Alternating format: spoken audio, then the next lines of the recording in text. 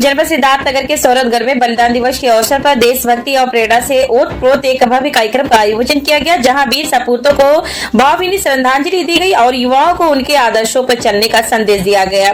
सौरभगढ़ के छतरी स्थित वीरेंद्र ग्रामीण स्टेडियम में आयोजित इस कार्यक्रम में छात्र, युवा और किसानों की भारी भीड़ देखने को मिली। चारों तरफ देशभक्ति का माहौल नजर आया। मंच पर मौजूद अतिथियों ने दीप प्रज्वलित कर कार्यक्रम की शुरुआत की और शहीदों के चित्रों पर पुष्पांजलि अर्पित कर उन्हें नमन किया। इस दौरान अमर क्रांतिकारी भगत सिंह, सुखदेव और राजगुरु के बलिदान को याद करते हुए वक्ताओं ने उनके संघर्ष और त्याग को विस्तार से बताया। वक्ताओं ने कहा कि इन महान क्रांतिकारियों ने देश की आजादी के लिए अपने प्राणों की आहुति दी और उनका जीवन आज भी हर भारतीय के लिए प्रेरणा का स्रोत है। कार्यक्रम में वक्ता राजदेव यादव ने कहा कि भगत सिंह और उनके साथियों का बलिदान केवल इतिहास के पन्नों में सिमटा हुआ नहीं है, बल्कि यह आने वाली पीढ़ियों के लिए मार्गदर्शन है। उन्होंने समाज और राष्ट्रहित के मूल्यों को अपनाने की अपील की। कार्यक्रम में मौजूद युवाओं और छात्रों में खासा उत्साह देखने को मिला। देशभक्ति के नारों और तालियों की गूंज से पूरा मैदान गुंजायमान हो उठा, जिससे माहौल और भी ऊर्जावान बन गया। वहीं केशव चंद्र यादव ने अपने संबोधन में कहा कि भगत सिंह ने कभी अन्याय से समझौता नहीं किया। आज के दौर में लोकतंत्र और संविधान की रक्षा के लिए उनके विचारों को अपनाना बेहद जरूरी है। माध्यमिक शिक्षा संघ के जिलाध्यक्ष रामविलास यादव ने जनहित और सामाजिक मूल्यों को मजबूत करने का जोर दिया, जबकि अमन यादव ने युवाओं को प्रेरित करते हुए कहा कि शिक्षा ही वह ताकत है जो व्यक्ति को आगे बढ़ने और समाज को बदलने की क्षमता देती है। कांग्रेस जिलाध्यक्ष काजी सुहेल अहमद ने कहा कि ऐसे कार्यक्रम नई पीढ़ी को देश के स्वतंत्रता संग्राम और शहीदों के संघर्षों से जोड़ते हैं, जिससे युवाओं में देश के प्रति जिम्मेदारी और जागरूकता बढ़ती है।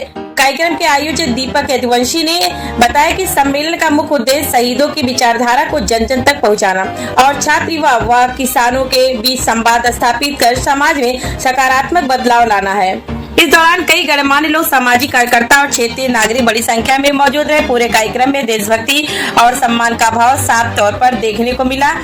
तो एक बार फिर सौरभगढ़ में बलिदान दिवस के अवसर पर आयोजित इस कार्यक्रम में न सिर्फ शहीदों को श्रद्धांजलि दी, बल्कि युवाओं को उनके आदर्शों पर चलने का संकल्प भी दिलाया।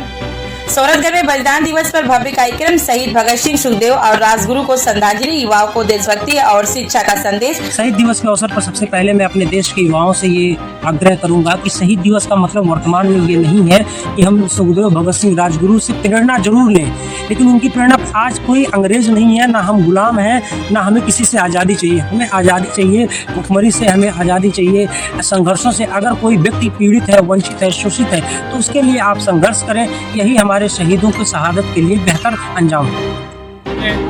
मैं 2005 में छात्र संघ अध्यक्ष हुआ और उस दौरान भी मैंने शहीद आजम भगत सिंह के शहादत दिवस पे कार्यक्रम मनाया था और लगभग तब से मैं देख रहा हूँ कि तमाम चीज़ें जो स्थिति खराब हो रही है देश की, उसमें तो हमारे देश के शहीद जो रहे, उनकी जो पृष्ठभूमि रही, इस बात का विरोध करते हुए वो शहादत दिए आज, और वही लोग क्या नाम है उस पृष्ठभूमि को धूमिल करने का काम कर रहे थे। तो इस परिप्रेक्ष्य में मुझे ये महसूस हुआ कि आज फिर से उन कार्यक्रमों को जगाने की जरूरत है। इसलिए शहीद आजम भगत सिंह के शहादत दिवस पे एक कार्यक्रम किया गया और एक पूरी तरीके से राजनैतिक कार्यक्रम था और इसमें सभी लोगों ने शिरकत किया और दूर दूर से बहुत अच्छे वक्ता भी आए।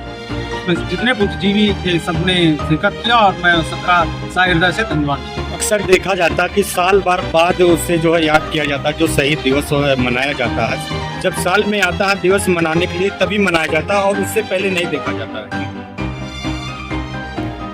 ऐसे कार्यक्रम आपका कहना बिल्कुल सही है कि ऐसे कार्यक्रम बराबर चलने चाहिए और हम लोगों के द्वारा ये संकल्प लिया गया है कि बृहद स्तर पे या छोटे स्तर पे कार्यक्रम होगा, लेकिन हम लोगों के द्वारा हर 23 मार्च को ये कार्यक्रम किया जाएगा। रही बात न मनाने, मतलब बीच में इस तरह के कार्यक्रम न किए जाने, तो ये दुर्भाग्य का विषय है और आज युवाओं को समझना चाहिए और किताबों से दोस्ती करनी चाहिए और सोशल मीडिया पे जो गूगल और ये जैसे मतलब छोटी छोटी चीज़ों में आप किसी के पूरे जीवन का सारांश के बल पे आप सारी चीज़ें जो निर्धारित कर लेते हैं।